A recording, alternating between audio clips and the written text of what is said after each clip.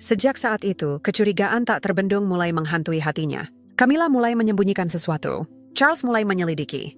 Dan di tengah istana megah yang tampak damai, retakan mulai merambat diam-diam, berbahaya. Tak ada yang tahu siapa yang akan menjadi korban pertama. Apakah rahasia dalam kartu memori itu hanya kesalahpahaman? Atau justru deklarasi perang? Pada pagi hari tanggal 22 Oktober 2025, Bandara Heathrow tenggelam dalam kekacauan di bawah cahaya fajar kelabu London. Sirin alarm berbunyi nyaring. Lampu merah berkedip-kedip, menerangi wajah-wajah cemas ratusan penumpang. Kasus penyelundupan besar telah terungkap, mendorong pasukan keamanan untuk menutup seluruh area, memeriksa setiap koper dan tas tangan secara teliti. Suara pengeras yang dingin terus mengulang. Mohon bekerja sama dengan petugas keamanan. Setiap bentuk perlawanan akan ditindak tegas. Suasana terasa sesak, seperti adegan film laga. Petugas keamanan berpakaian seragam bergerak cepat. Mata mereka menyapu setiap penumpang tanpa ampun. Di tengah kerumunan, Camilla, Ratu Permaisuri Kerajaan Inggris, berusaha menjaga ketenangan. Ia mengenakan mantel bulu panjang berwarna abu-abu muda, shawl wool cashmere melingkar di leher, serta kacamata hitam besar yang menutupi matanya yang tampak lelah setelah berhari-hari disibukkan oleh tugas-tugas istana. Perjalanan ini ke Paris adalah kesempatan langka baginya untuk bersantai, melepaskan diri dari tekanan hidup kerajaan yang penuh intrik dan tanggung jawab. Namun nasib sepertinya memiliki rencana lain. Saat tas Hermes Birkin mahalnya melewati pemindai sinar X, seorang petugas keamanan muda tiba-tiba berhenti, matanya menyempit memandang layar. "Ibu, kami perlu memeriksa tas tangan Anda," katanya sopan. Namun dengan nada yang tak bisa disembunyikan, penuh kecurigaan. Bagaimana bisa aku begitu ceroboh? Ia menyalahkan dirinya sendiri, rasa takut bercampur penyesalan membuatnya menggigit bibir hingga berdarah. Ia teringat Charles, pernikahan rumit yang telah mereka lewati bersama, dan luka yang akan terbuka jika ia mengetahui kebenaran. Kepala Arya kembali masuk, wajahnya pucat. "Ibu, Anda akan dibebaskan setelah menyelesaikan prosedur pernyataan." Camilla mengangguk, berusaha menyembunyikan kepanikan yang memenuhi dadanya. Di Istana Buckingham, Raja Charles Permar menerima kartu memori itu dari asistennya di ruang kerja kuno, dikelilingi lukisan dinding dan dokumen rahasia. Cahaya matahari redup menyinari wajahnya yang tegas melalui jendela kaca patri. "Buka," perintahnya. Ahli teknis, suaranya rendah dan otoritatif, berjuang beberapa menit untuk membuka sandi dari sistem internal, lalu konten pun muncul. Charles terpaku. Kartu memori itu berisi catatan transfer aset dari mendiang Ratu Elizabeth Tardrebois. Jutaan pound ke rekening rahasia di Monaco, disamarkan sebagai investasi sah. Charles merasa seperti ditikam di hati, tangannya gemetar saat memegang kartu memori itu. Ia mencintainya, berjuang keras untuk mengangkatnya menjadi Ratu Permaisuri. "Aku mencintaimu," bisiknya, suara pecah oleh kesakitan. Enkripsi kerajaan hanya bisa dibuat oleh Camilla. Ia segera memerintahkan penyelidikan diam-diam, mengirim detektif untuk menyisir sistem keuangan. Kemarahan, kekecewaan, dan kesepian melanda. Ia menatap langit kelabu London dari balik jendela. Di ruang interogasi kecil Bandara Heathrow, suasana sesak seperti sangkar kaca yang menahan Camilla. Lampu neon memancarkan cahaya dingin, aroma kopi basi dan dengungan komputer menambah ketegangan. Camilla tetap menjaga sikap tegar seorang Ratu Permaisuri, duduk di kursi keras, kedua tangannya saling menggenggam erat, kukunya menggigit kulitnya sendiri. Di dalam hati, ketakutan mencakar seperti monster. Petugas keamanan terus-menerus menginterogasinya tentang kartu memori itu. Suara mereka tajam dan tak kenal ampun. Ia meminta, "Saya perlu menelepon suami saya." Petugas keamanan mengangguk, mengira ia akan menghubungi Charles. Namun Camilla bukan orang bodoh.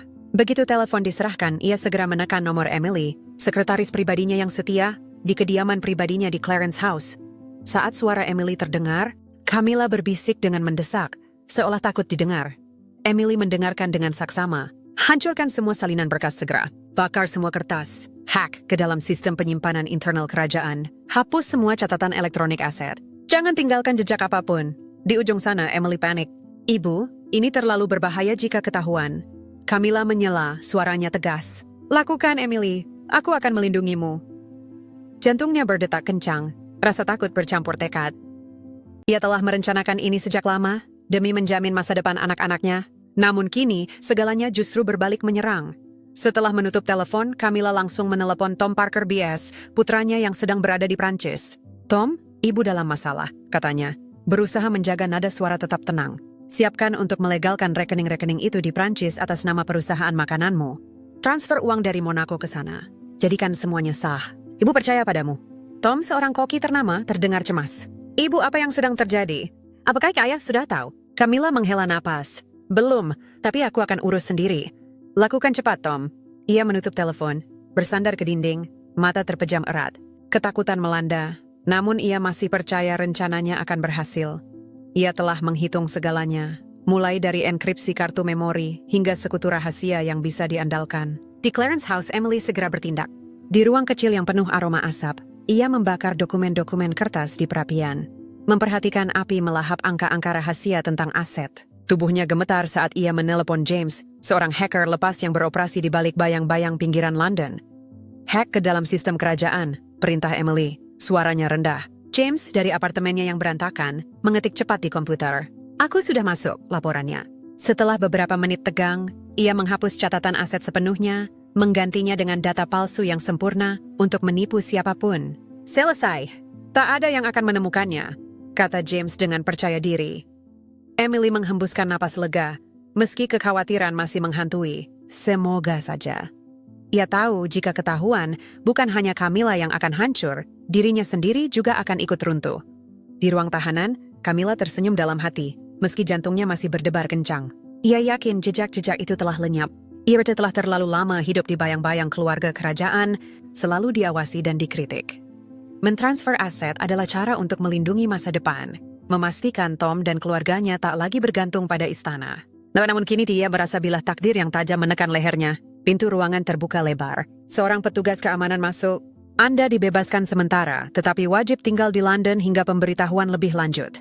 Camilla bangkit berdiri, merapikan mantelnya, ekspresi tangguhnya kembali muncul. Terima kasih, katanya dingin. Namun di dalam hatinya, segalanya telah hancur berkeping-keping. Ia tahu Charles kini memegang kartu memori itu, dan waktu semakin menipis. Ia berjalan keluar dari ruangan, matanya menyapu koridor-koridor dingin bandara. Suara hak sepatunya yang tinggi berdetak rata di lantai batu, bagai hitungan mundur takdir. Camilla bukan hanya berjuang melawan keamanan bandara, ia juga berhadapan dengan suami yang ia cintai. Aku harus lebih cepat, pikirnya, merancang langkah berikutnya. Di suatu sudut istana Buckingham, Charles menatap kartu memori itu, dan badai sedang terbentuk, siap menghanyutkan segala sesuatu di jalurnya. Di ruang kerja tenang Clarence House, cahaya lampu emas jatuh di wajah tegas Raja Charles III. Ia duduk sendirian, memegang kartu memori USB kecil, membalik-balikannya seolah benda itu adalah bom waktu. Matanya berat, dipenuhi amarah dan luka. Camilla, bisiknya, suaranya pecah oleh kekecewaan mendalam. Ia telah mencintainya selama bertahun-tahun, melewati skandal dan opini publik demi mengangkatnya menjadi Ratu Permaisuri. Namun kini, bukti di tangannya, catatan transfer aset dari Ratu Elizabeth II ke rekening rahasia di Monaco, membuatnya meragukan segalanya. Enkripsi kerajaan pada kartu memori itu hanya bisa dibuat oleh Camilla. Berapa lama ia telah merencanakan ini? Pikirnya. Perasaan pengkhianatan menusuk seperti pisau di jantung. Di luar jendela, London diselimuti malam kelabu, mencerminkan kesepiannya. Charles tidak bertindak gegabah. Ia tahu harus bijak dan tegas. Ia memanggil dua penasehat paling dipercayanya, Sir Edward Young, mantan sekretaris pribadi Sang Ratu, dan seorang ahli keuangan kerajaan berpengalaman. Tinjau seluruh sistem keuangan, perintahnya, suaranya rendah namun tajam seperti es. Cari setiap jejak yang dihapus. Mereka bekerja sepanjang malam. Layar komputer berkedip-kedip dengan data, suara ketukan keyboard menyatu dengan suasana tegang. Setelah beberapa jam, Sir Edward kembali, wajahnya pucat. Yang mulia, catatan aset telah sepenuhnya dihapus. Seseorang dari dalam istana yang melakukannya. Charles membanting tinjunya ke meja, amarah meledak. Temukan orang itu, cabut akses seluruh tim keuangan segera. Ia tahu ini bukan hanya ulah Camilla. Ia pasti memiliki sekutu. Tak berhenti. Di situ Charles diam-diam menghubungi MI5 lewat saluran aman. Verifikasi rekening-rekening yang dihapus, pinta dia, suaranya penuh otoritas. Ini adalah masalah keamanan nasional. Di dalam hatinya, luka bercampur tekad. Ia tak ingin percaya Camilla adalah pelakunya, namun bukti tak bisa dibantah. Ia mulai menyaring setiap anggota keluarga kerajaan, dari anak-anak hingga staf terdekat. Saat memeriksa ponsel pribadi Camilla, yang ia bisa akses lewat sistem keamanan kerajaan, ia menemukan nomor aneh yang sering dihubungi, bukan melalui jaringan aman. Nomor siapa ini? Gumamnya, jantung berdebar kencang. Ia memerintahkan penyelidikan segera. Hasilnya datang seperti petir. Nomor itu milik Emily, sekretaris pribadi Camilla di Clarence House. Charles terkejut mendalam, merasa dikhianati sekali lagi. Emily, yang selalu tampak setia dan bekerja diam-diam di balik bayang-bayang, kini menjadi penghubung dalam konspirasi. Ia teringat momen-momen Camilla dan Emily berbisik di sudut ruangan. Telepon pendek yang diklaim sebagai urusan keluarga. Kini semuanya lebih jelas, namun juga lebih menyakitkan. Ia memerintahkan tim keamanan untuk memantau Emily, mengumpulkan segala bukti yang mungkin. Jangan biarkan ia tahu, perintahnya. Suaranya dingin seperti es. Sementara itu, di sudut gelap pinggiran London, James terus bekerja. Ia memeriksa ulang sistem, memastikan tak ada jejak catatan aset yang tersisa. Selesai, ia mengirim pesan teks ke Emily dengan sombong, namun James tak tahu bahwa MI5 dengan teknologi canggih telah mendeteksi jejak intrusi. Laporan awal dikirim ke Charles. Data dihapus oleh sumber eksternal, kemungkinan besar hacker profesional. Charles membaca laporan itu, matanya menyempit. Ia merasa dinding semakin sempit mengelilingi Camilla, namun ia belum siap mengungkapnya. Perlu bukti lebih banyak, gumamnya, merancang langkah berikutnya. Charles bangkit, berjalan ke jendela, memandang taman Clarence House yang gelap gulita. Bayangan Camilla muncul di benaknya. Senyum lembutnya, momen-momen mereka bersama melewati badai. Namun kini, kepercayaan telah retak. Mengapa ia melakukan ini? Pikirnya, suaranya memudar ke dalam kegelapan. Apakah demi uang, kekuasaan, atau untuk melindungi seseorang? Ia tak yakin, tapi bertekad menemukan kebenaran. Ia memerintahkan MI5 untuk menggali lebih dalam, fokus pada Emily dan transaksi Monaco. Jika Camilla berada di balik semua ini, ia akan membayar harganya. Pikirannya berat. Charles kembali ke meja kerjanya, matanya dingin. Ia tahu puncak pertarungan sudah dekat. Pertarungan ini bukan hanya soal melindungi aset kerajaan, tapi juga menjaga tahta dan kehormatannya sendiri. Di suatu tempat dalam bayang-bayang, Camilla sedang merancang langkah berikutnya, namun Charles sudah siap. Tangan sang raja semakin menguat, tak ada yang bisa lolos. Pada malam tanggal 22 Oktober 2025, Camilla melangkah keluar dari ruang interogasi Bandara Heathrow. Matanya teguh, menyembunyikan kekacauan di dalam hati. Berkat intervensi halus dari Kementerian Dalam Negeri, sebuah hak istimewa kerajaan, ia dibebaskan sementara, namun wajib tinggal di London. Ia kembali ke Clarence House. Mantel bulu abu-abu muda berkibar saat ia melintasi koridor dingin. Suara hak sepatunya berdetak rata, bagai hitungan detak jantung menuju tenggat waktu. Ia tahu waktu semakin habis. Charles kini memegang kartu memori itu, dan ia bukan orang yang mudah ditipu. Namun Camilla tak menyerah. Ia telah selamat dari skandal lebih besar, dan kali ini ia bertekad untuk mempertahankan posisinya. Begitu memasuki ruang pribadinya, Camilla mengunci pintu erat-erat, memeriksa setiap sudut untuk kemungkinan pengawasan. Ia segera menelepon Tom, putranya di Prancis. "Tom, apakah semuanya sudah selesai?" bisiknya dengan tergesa. Tom, dari sebuah restoran kecil di Paris, menjawab cemas. "Ibu, uang dari Monaco sudah mulai ditransfer ke rekening perusahaan makanan, tapi butuh waktu untuk dilegalkan lewat dana amal." "Apakah ibu yakin?" Camilla menggigit bibirnya, rasa gelisah meluap. "Tentu saja, segera alihkan ke Swiss, atas nama dana amal. Jadikan bersih, Tom." Ia menutup telepon, tangannya sedikit gemetar. Ia tahu risikonya tinggi, namun tak ada jalan mundur.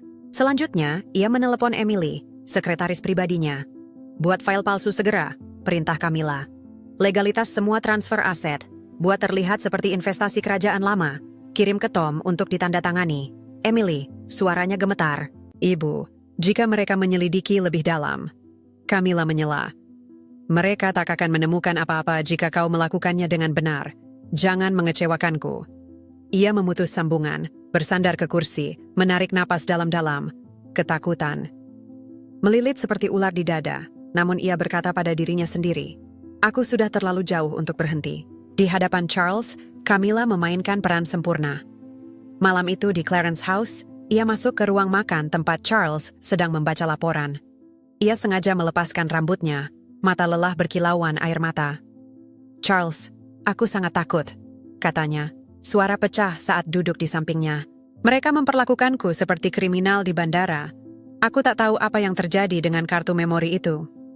Ia menggenggam tangan Charles, jemarinya dingin dan gemetar. Charles menatapnya, matanya dingin namun tak menampakkan apapun. "Istirahatlah." Camilla, ujarnya suaranya tenang hingga terasa menyeramkan. Semuanya akan menjadi jelas.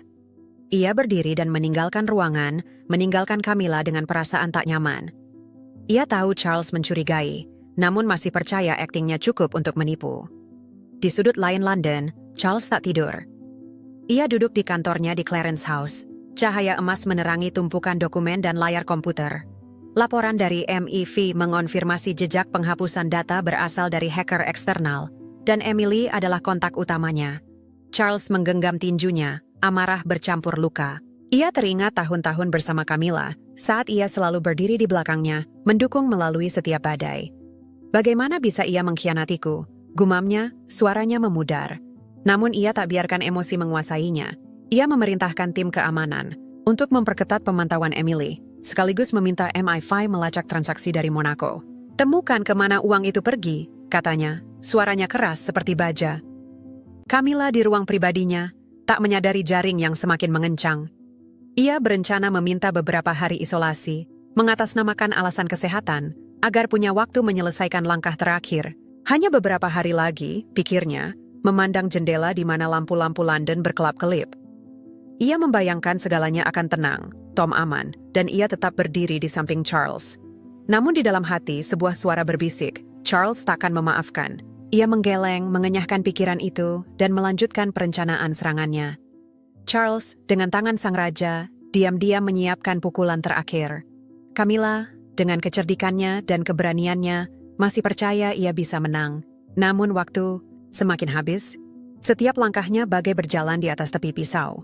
Pagi tanggal 23 Oktober 2025, Clarence House diselimuti kesunyian berat. Charles telah terjaga sejak pukul 4 pagi, tak bisa tidur setelah malam panjang menghadapi laporan MI5. Di atas meja, tumpukan dokumen tebal. Log transaksi Monaco, pesan terenkripsi, foto-foto Emily meninggalkan rumah tengah malam. Ia mengambil foto Camilla bersama Tom di Prancis. Jarinya menyusuri wajahnya, lalu meletakkannya dengan keras, seolah membuang kenangan itu. Ini harus berakhir hari ini, bisiknya, suaranya serak karena kelelahan namun tajam seperti baja. Pukul 18.11, Charles memanggil Emily ke ruang aman di Istana Buckingham. Sekretaris berusia 38 tahun itu masuk. Wajahnya pucat, jemarinya mencengkeram tasnya seperti memegang sisa keberanian terakhir. "Duduk," perintah Charles tanpa menatapnya dari layar komputer. Emily duduk, kepala menunduk, keringat dingin membasahi dahinya. Charles mendorong tumpukan dokumen ke arahnya. Pesan tercetak antara dirinya dan Ray Miller, perintah transfer uang dari Monaco, bahkan rekaman panggilan Camilla kemarin. "Jelaskan," katanya, suaranya datar namun cukup membuat udara membeku. Emily gemetar, bibirnya bergerak tanpa suara. Ia menatap Charles, matanya memohon, namun yang ia lihat hanyalah tatapan dingin sang raja. "Yang mulia saya hanya menjalankan perintah Ratu Permaisuri." Suaranya pecah, air mata mengalir deras. Charles tetap tak bergerak. "Ceritakan semuanya dari awal." Emily menundukkan kepala, mengaku setiap detail. Bagaimana Camilla memintanya membuat file palsu, menyewa Ray untuk menghapus data, mentransfer uang lewat Tom, dan rencana melegalkannya melalui dana amal. Katanya hanya demi melindungi masa depan anak-anaknya. "Saya tak berani menolak," sesenggukan Emily. Charles mendengarkan. Wajahnya tak berubah, namun di dalam hatinya api berkobar. Saat Emily selesai, ia berkata, "Kau akan dilindungi jika bekerja sama sepenuhnya. Jika tidak, kau akan menghadapi pengadilan." Emily mengangguk frantik, seperti orang tenggelam yang meraih pelampung. Charles tak langsung menghadapi Camilla. Ia butuh pukulan fatal, bukti tak terbantahkan. Pukul 2 siang hari itu, ia menggelar pertemuan tertutup di ruang hijau Istana Buckingham, tempat keputusan-keputusan kerajaan bersejarah pernah dibuat. Diundang Camilla, Sir Edward Young, Kepala Keuangan, serta 2 penasehat hukum.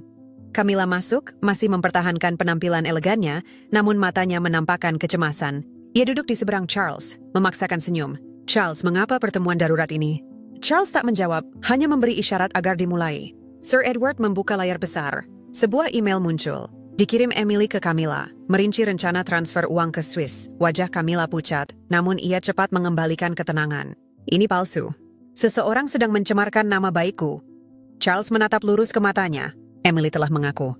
"Ia ada di ruangan sebelah, siap menghadapimu." Camilla membeku, bibirnya gemetar. Ia berpaling ke para penasehat, suaranya tinggi. "Apakah kalian percaya seorang sekretaris lebih dari Ratu Permaisuri?" Tak ada yang menjawab. Suasana begitu dingin, hingga detak jam terdengar jelas. Tepat saat itu, ponsel Charles berdering. Pesan dari MI5. Uang dari Monaco sedang ditransfer ke rekening Tom Parker BS di Swiss. Transaksi dibekukan. Charles meletakkan ponsel di atas meja, layarnya bersinar terang. Camilla, katanya. Suaranya rendah bagai vonis. MI5 baru saja membekukan semua aset. Semua catatan terkait telah disita. Camilla berdiri mendadak, kursinya terjatuh. Charles, kau tak bisa melakukan ini. Kita suami istri? Charles berdiri tegak dalam jas hitamnya. Kau sendiri yang menghancurkan kepercayaan itu. Ruang rapat jatuh dalam kesunyian. Camilla memandang sekeliling, melihat mata-mata asing. Ia sadar, ia telah kalah. Charles memerintah, antar Ratu Permaisuri kembali ke Clarence House. Isolasi penuh. 2 petugas masuk, sopan namun tegas. Camilla tak melawan, hanya bergumam. Kau akan menyesal. Ia berjalan keluar, punggung rampingnya lenyap di balik pintu kayu berat. Charles duduk kembali, tangan menopang dahi. Detak jam menghitung mundur kekuasaan Camilla, sekaligus menjadi lonceng peringatan baginya sendiri. Istana Buckingham diselimuti kegelapan dingin. Hanya lampu meja yang menyala di ruang hijau, tempat Charles duduk sendirian setelah pertemuan yang menentukan. Di depannya berkas tebal, bukti transfer Monaco Swiss. Email Emily Camilla, laporan MIV, bahkan foto Tom Parker BS di Bandara Paris, terhenti tepat setelah mendarat dengan jet pribadinya. Charles membolak-balik setiap halaman, jarinya sedikit gemetar. Bukan lagi karena amarah, tapi karena luka yang telah berubah jadi kekosongan. Ia menang, namun tahta kini hanya separuh. Pukul 1 dini hari, Tom diterbangkan kembali ke London dengan pesawat militer. Ia segera diinterogasi di Bandara Northolt. Motherku tak melakukan kesalahan apapun, ulangnya berulang kali. Namun saat MI5 menunjukkan bukti transfer dengan tanda tangannya sendiri, Tom terdiam. Ia ditahan untuk membantu penyelidikan, dan semua rekening perusahaan makanannya dibekukan. Tom duduk di ruang tunggu dingin, kepala menunduk, menyadari untuk pertama kalinya bahwa ambisi ibunya telah menyeret seluruh keluarga ke jurang kehancuran. Pukul 13 menit dini hari, Charles menandatangani dekret internal. Camilla dicabut semua aksesnya terhadap aset dan catatan nasional. Tom Parker BS dilarang meninggalkan Inggris selama 12 bulan. Semua transaksi Monaco Swiss dibatalkan, dan uangnya dikembalikan ke dana kerajaan. Ia meletakkan pena, memandang jendela. London masih tertidur, tak menyadari keluarga kerajaan baru saja mengalami gempa bumi. Pukul 6 pagi tanggal 24 Oktober, istana mengeluarkan pernyataan singkat. Ratu Permaisuri Camilla menarik diri dari semua kegiatan resmi karena alasan kesehatan. Raja mengucapkan terima kasih atas pengertian publik, tak ada detail tambahan, tak ada penjelasan. Pers Inggris meledak dengan spekulasi, namun tak seorang pun berani menggali lebih dalam. Larangan dari media telah diaktifkan. Camilla meninggalkan Clarence House di tengah malam. Ia diperkenakan mantel hitam panjang. Tanpa perhiasan, tanpa pengawal. Sebuah mobil sipil menunggu di gerbang belakang. Sopirnya, satu-satunya orang yang masih ia percayai, membawanya ke sebuah apartemen kecil di Kensington, dibeli 10 tahun lalu atas nama palsu. Ia tak menoleh ke belakang, hanya meninggalkan cincin pernikahannya di atas meja rias, berkilauan di bawah cahaya, bagai pamitan diam-diam. Di Clarence House, Camilla diisolasi di suite pribadinya. Telepon diputus, internet dikunci, hanya 2 penjaga berjaga 24 jam di luar pintu. Ia duduk di depan cermin rias, melepas setiap jepit rambut, memandangi wajahnya dalam cahaya redup. Aku kalah, bisiknya, suaranya serak. Ia teringat pertemuan pertamanya dengan Charles di tahun 1970. Cara pandangnya padanya, seolah ia adalah dunia. Kini tatapan itu hanya tinggal jauh. Ia membuka laci, mengambil cincin pernikahan, simbol janji yang hancur. Ia letakkan di atas meja, tanpa catatan, lalu menarik koper kecil dari lemari. Charles tetap terjaga. Ia melangkah ke balkon Buckingham, memandang sungai Thames yang berkilauan oleh lampu. Di cermin kaca, ia melihat 2 sosok yang dulu berbagi tahta. Kini hanya satu. Teringat kata-kata Camilla dalam rapat. Kau akan menyesal. Namun ia tak menyesal, ia hanya merasa kosong. Tahta tetap utuh, namun hati sang raja telah pecah menjadi 2. Pukul 8 pagi, matahari terbit. London bangun, tak menyadari sebuah babak sejarah kerajaan baru saja ditutup. Dalam sunyi, Camilla lenyap dari sorot lampu. Charles melanjutkan perannya. Namun setiap kali ia memandang cermin, ia melihat bayangan wanita yang dulu segalanya, kini hanya hantu di istana dingin. Kini tahta terbelah, satu bagian milik sejarah, satunya lagi milik kesepian. Menurut Anda, apakah tindakan Camilla yang mengalihkan aset kerajaan adalah ambisi pribadi atau insting untuk melindungi anak-anaknya? Jika Anda berada di posisinya, akankah Anda melakukan hal yang sama? Bagikan pendapat Anda di kolom komentar. Jangan lupa like, share, dan subscribe untuk konten selanjutnya.